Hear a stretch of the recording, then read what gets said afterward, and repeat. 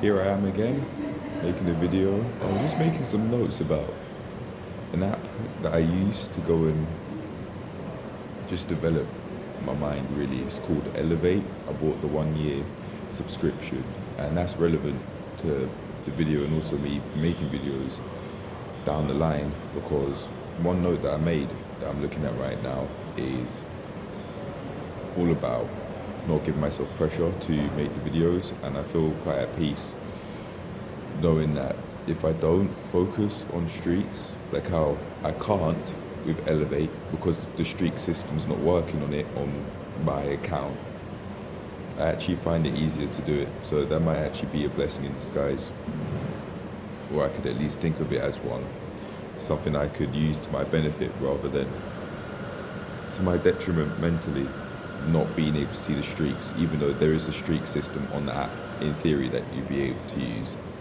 I do separate exercises per section, and then I'd use that to make what they class as a workout. So I don't use their workouts anymore because I just go out my way to improve what within the ranking section is the lowest percentage wise, and then I just take it from there by doing that one by one for each section. I think there's 5 of them: memory, writing, speaking, maths. I think there's another one. I don't remember, but my memory has been improving since doing it. I'm visualizing the sections of the app, but yeah, I don't remember all of them. That's fine though. But yeah, now that I do that, or have thought of not putting pressure on myself to maintain a streak, it seems like it's all right with me. It seems like I actually want to make videos now that pressure's gone, or have thought about not applying that pressure. So I'm gonna use that lack of pressure to say what's been going on. I injured myself a lot, but like really severely yesterday. And because of that, I'm not making a video of me exercising.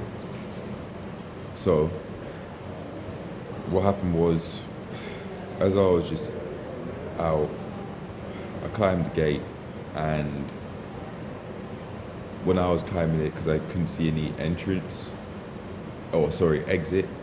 out of this place, I fell and I hit myself.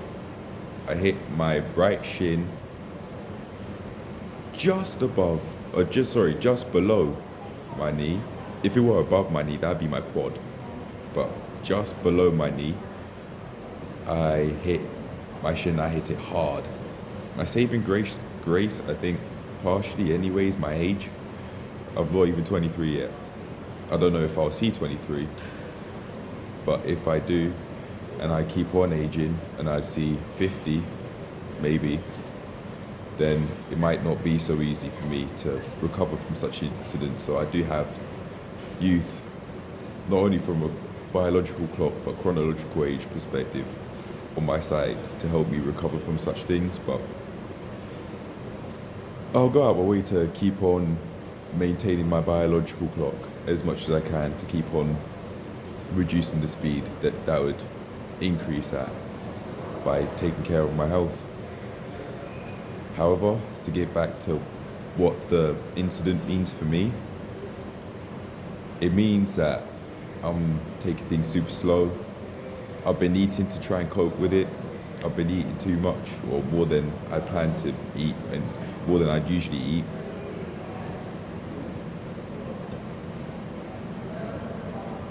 When I'd be at home before leaving.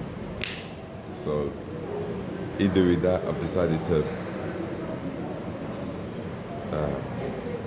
increase the calories a little bit to make maintaining my weight in this injured state easier. But to not use eating as a coping mechanism as much as I have done already today, I am going out my way to maximize solutions for my recovery by sleeping earlier, or closer to when it's light off, basically, and also going out a bit more, going to different places, going to go explore. So I enjoy myself a bit more. I know that I like that, and I was thinking that if I keep this up, knowing that I want to travel, because I had quite the sheltered childhood and adolescence, and even adulthood so far, I could actually could be protecting myself from a midlife crisis, because I'd be teaching myself how to consistently fulfill my INU quadrant in my life. Important but not urgent, basically long-term goals. There's a whole quadrant system, 4 quadrants. You can look that up if you want to. Yeah, I heard a lady on YouTube say that, and she might be right. That idea is definitely not an original one. It's something I'm trying to say, but learning from mistakes that I'm not old enough to make yet seems to be quite helpful in putting me what I think to be is quite an amazing stead for later on down the line. If I do make it to 40 years old, I don't know if I will. I might get murdered. I might get chopped up and put in the freezer. I don't know. I might die of cancer.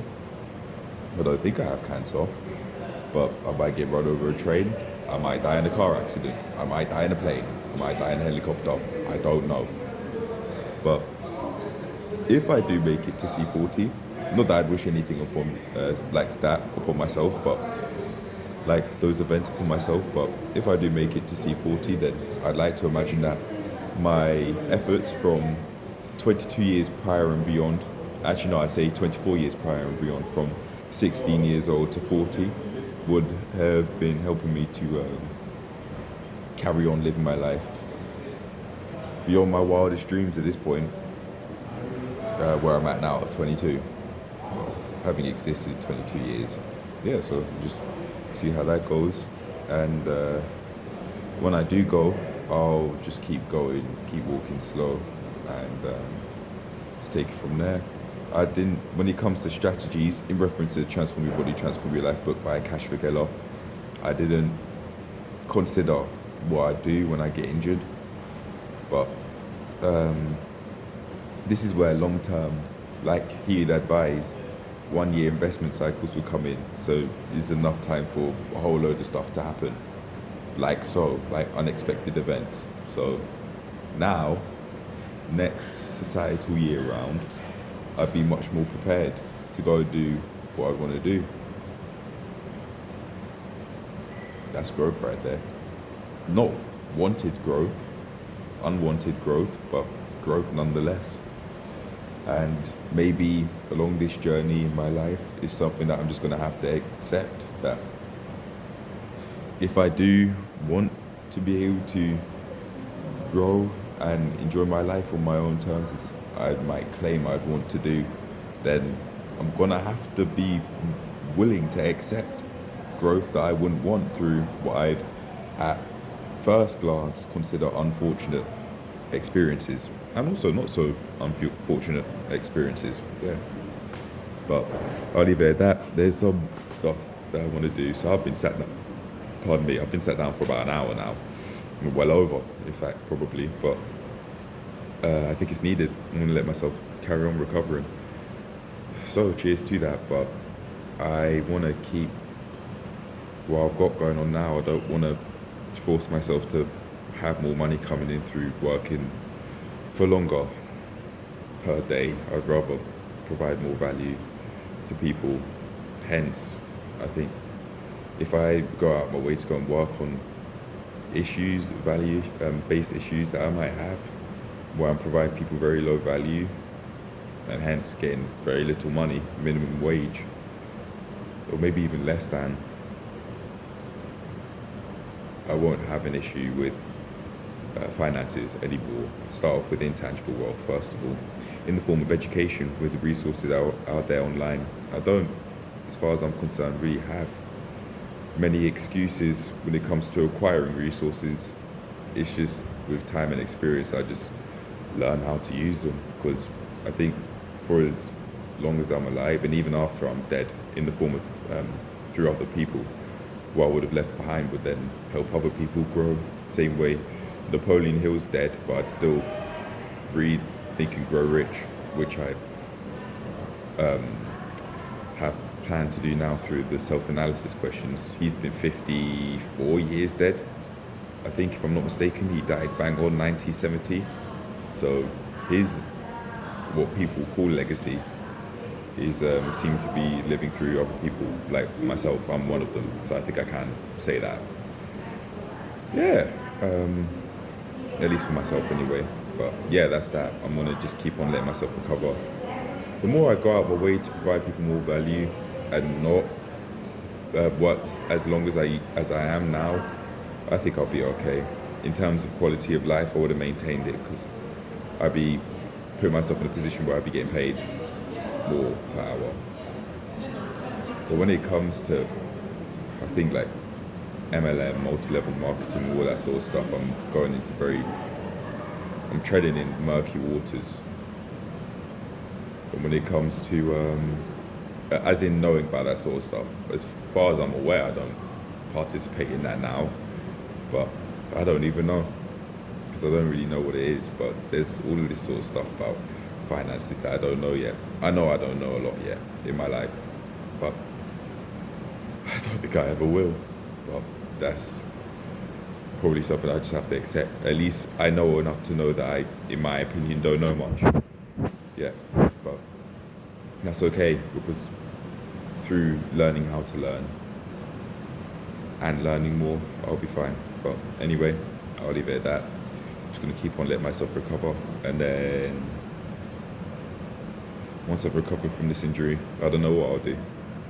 Just keep living my life the same way, same reckless way I once was. Probably was what I was gonna say, but I hope not. I'd like to keep sleeping in a way I consider ideal, not just for the injury, but regardless how much I say that, my actions might show otherwise. And if they do, I don't know what I'll do. Hence, like 1 year investment cycles, like Akash would advise bare minimum. He advises like 4 for the biggest returns. He called them like 3 to 4 years minimum. I think I'd be able to use that period to make living life how I would truly want to quite easy.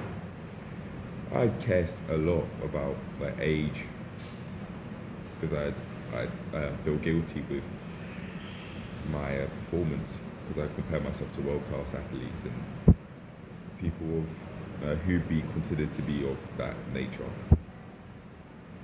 But I'm human like them, and I just feel guilty at my own perceived lack of performance. But if I can remove that, I'll be fine in that regard. That said, I'll leave it at that. When it comes to doing that though, I can use like videos to record what I want to do each day and then take it from there. But I'll leave it there. I'm going to end the video now because they've got stuff that I want to do. So cheers to that. Day by day I'm recovering, and then eventually I'll keep on recording videos day by day, and then I'll record myself exercising when I want to, no pressure. But there was pressure last time, hence I just keep falling off. So cheers to that. I might have learned from my ways, I'll see. And if I have, I'll be posting every day. So cheers to that. I'm off. Peace. At least once every day. Alright, bye now. Cheers to the growth.